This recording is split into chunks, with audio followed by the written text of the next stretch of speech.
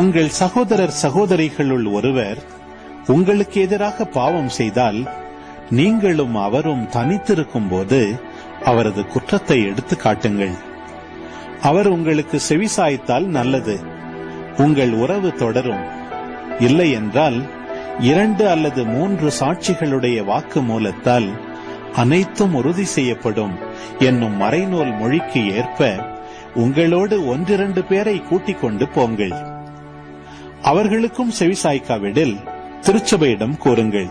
திருச்சபைக்கும் செவிசாய்க்காவிடில் அவர் உங்களுக்கு வேற்று இனத்தவர் போலவும் வரி தண்டுபவர் போலவும் இருக்கட்டும். மண்ணுலகில் நீங்கள் தடை செய்பவை அனைத்தும் விண்ணுலகிலும் தடை செய்யப்படும். மண்ணுலகில் நீங்கள் அனுமதிப்பவை அனைத்தும் விண்ணுலகிலும் அனுமதிக்கப்படும் என நான் உறுதியாக உங்களுக்கு சொல்கிறேன். உங்களுள் இருவர் மண்ணுலகில் தாங்கள் வேண்டும் எதை குறித்தும் மனமொத்திருந்தால், விண்ணுலகில் இருக்கும் என் தந்தை அதை அவர்களுக்கு அருள்வார்.